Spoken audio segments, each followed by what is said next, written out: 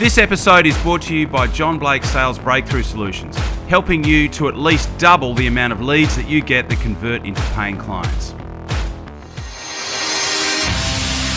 Welcome to the Master Dealmaker's Secrets podcast. And now, here's sales growth strategist, John Blake. Welcome to Master Dealmaker Secrets. I'm John Blake. This is episode 163, and today we are going to be talking about relationships and whether they are important in sales and business development. So I think you'll get a lot out of today. It's an important question. It might seem like an arbitrary question, but it is something that is being bandied around at the moment, and I wanted to clear it up. But before we get into that, if you have got leads in your pipeline in that proposal sent column, and you want to convert more of those into actual paying clients, I've got a system that you need to download to use. It is at johnblakeaudio.com. And what you'll get is a 15-minute audio that walks you through my precise system for converting people that you've spoken to, you've sent them a proposal, but they haven't actually converted yet. What you'll get is the 15-minute audio, but what you'll also get is it's a PDF, and it's got exactly what to say when you call, exactly what to write in your emails, word for word. And it is a system that I've refined over the last 18 years, and it works brilliantly. And if so many people I speak, I can think of at least 2 clients that have got $5 million or more in that proposal sent column. People they've spoken to, they've made an offer to, but they're not sure whether those people have bought yet. So if you've got people that you want to convert that are sitting in that proposal sent column, head over to johnblakeaudio.com and grab that now, and you will be really glad that you did. And once you put it into practice, let me know how you go with it, because like I said, I've got so many people that have used that resource over at johnblakeaudio.com to create massive shifts in their sales without actually speaking to any new clients. So put it into practice and let me know how it goes. Okay, so we're going to talk about relationships. Now, this is an interesting question because you would think that it's like, are relationships important in a sales conversation? And the immediate thought might be yes, but there's a growing number of educators in the business development space that are talking about that relationships aren't important, and that you can be offhand, you can be, gruff, or even like bordering on rude in a sales conversation. And it's quite bizarre. So, and the reason, why do they do that? Well, the reason that they do that is because because there is this battle for eyeballs. People have this habit of trying to slay sacred cows in order to get attention. So people will say that traditionally popular concepts are incorrect to simply get attention. And even though they might have a good message, and even though a lot of them have good intentions, and a lot of them have good programs, it really is incorrect. And I want to give you a couple of examples as to why that is the case. So the first thing that I'm going to say is that there is a caveat to what I'm about to say. And the caveat is, a lot of people who listen to the podcast want to know what we do over at Master Dealmaker Secrets. And effectively what we do is we work with sales professionals and business owners all over the world who are seeing massive increases in their top line sales revenue. So we help business owners and sales professionals to effectively focus on the 3 key drivers to growing sales revenue in your business. The first one is controlling the message that you send out into the marketplace so that potential clients see and hear and read what you do as an opportunity as opposed to your competitors. The second thing that we do is we help you to create a direct path to the 20% of your ideal clients that will deliver 80% of the revenue. So everyone knows the 80-20 rule. We help you to develop a direct path to the 20% of the people that are going to give you 80% of your sales revenue in your business. And the third thing that we allow you to do, that we create a process for, is for you to be able to double the amount of leads that you get that convert into paying clients. So if this is of interest, we do have an application-only process to become involved in this particular program. And to get to there, all you need to do is to go to www.johnblakescall.com. So it's JOHNBLAKESCALL.com, and there's a couple of questions to answer there, and then what you'll do is get on a quick conversation with me, and I can find out a little bit more about what you've got going on in your business and see potentially whether what you are doing would be a fit for what we could help you with. And at that point, I can extend an invitation if it's a fit, and you can make the choice to come on board or not. So that's the opportunity. That would be the next step if you're looking at how you can take things to the next level. If you're enjoying what you're hearing on the podcast, if you're getting value from it, I invite you to do that, and I will look forward to talking to you. The website is www.johnblakescall.com. Talk to you soon. When you are talking to a client,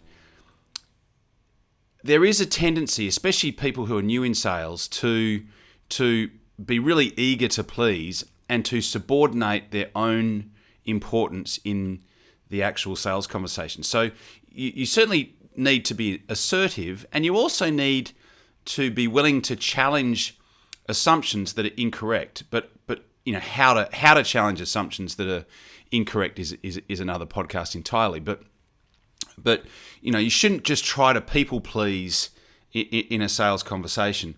But that's not to say that relationships aren't important. And so I think probably the best example of this is when you look at a CEO. So what might happen is that a company might get rid of their existing CEO, and they'll get a new CEO, a new captain coach of that particular organization. And so what does the new CEO do in most cases? Well, what the new CEO typically will do is he will clean house. He will get rid of the existing executive team, and he will place his own team in there. Now, if relationships in business weren't important, and if relationships in sales in particular weren't important, why would he do that? Right? So here's a person that has an existing relationship with an existing group of people, and he's going to get rid of all of the executive team, which would include the business development people, and he would bring that new team into that new organization. And why would that be the case? Well, because that relationship that business development person had at the previous business that was run by that CEO is now going to be able to take over in that new business, and he's going to be able to go back to all his existing clients that he has an existing relationship with, and he's going to be able to pick up where he effectively left off in the previous business. So that's probably the most obvious example that comes to mind. But there's another example that I wanted to share with you, and it's simply this. So I run these workshops all over the country. I've run, for the last 18 years, I've been running, workshops there would be groups as small as 12, and there would be groups as big as 300 or 400. And I'll often ask this question, and the response is such a telling. It has such a telling ring to it when you consider that. So I'll have a group of people in the room, and I'll say, put your hand up if you have been in a conversation about a product that you needed and you didn't actually go ahead and buy, even though you needed that particular product or service, because the person that you were talking to was being a dick, right? And I've had rooms, like I said, of 12 people, 24 people, 200 people, and almost like every single person puts their hand up, like without fail. So if relationships and developing rapport with someone wasn't important, then no one would put their hand up, right? Or half the people in the room would put their hand up. But so there are And what it is, it's actually 40%. So there's actually data out there that supports that 40% of the criteria that someone uses to make a buying decision is based on rapport, or more specifically, whether they like you or not. And the same also applies. It's like, I've spoken to people that didn't buy from somebody because they had long nose hairs, or because they had weird breath, or because their dog didn't like them, right? So there's all of these different things, but so whether the person likes you or not is important, and really it just goes to show that relationships are important. There is one last example I want to give you, and it's quite embarrassing because I used to be the agent for a particular brand. It was a wholesale. I had a wholesale agency, and this was a particular brand of apparel, and I sold it into the action sports industry. So I was dealing with a lot of surf shops, and I represented this brand for 10 years. And at the end of those 10 years, I finished the agency up and I moved into this consulting business full time. It was around about 2005, and I had all of these clients that had supported me for 10 years in this brand. And when I finished the agency and moved into the consulting business full time, I reckon 3/4 of the people that were stocking the brand decided that they were no longer going to stop it, that they were no longer going to stock it. And for me, it was bittersweet. It was sweet because what I realised is that all these people had been buying it because I was selling it, because I had a relationship with them and they were buying it from me.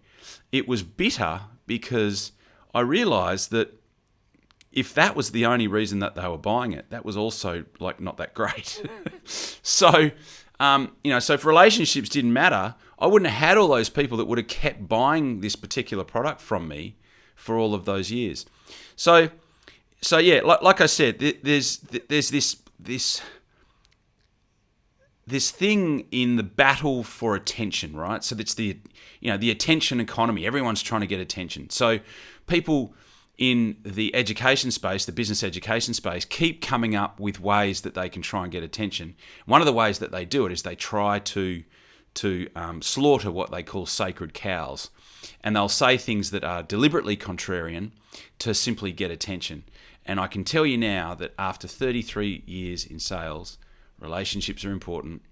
And even though you shouldn't ever suck up to a potential client or try and people please, the strength of the relationship has never been more important, especially in this world where there are certain industries that aren't going so well, and loyalty can mean the difference between you having a good relationship and not having a good relationship. So don't listen to the educators in this space who are trying to get your attention when they say that relationships aren't important in sales. I hope you get value out of today. As always, thank you so much for listening in, and I will talk to you on the next podcast. Cheers. You've been listening to Master Dealmaker Secrets with John Blake. Subscribe to get more in-depth strategies and maximize your sales process with new episodes every other week. And double your inquiry to sale conversion with the lead flow you already have. Go to johnblakeaudio.com for his exclusive, free, no-fluff audio training and companion PDF guide.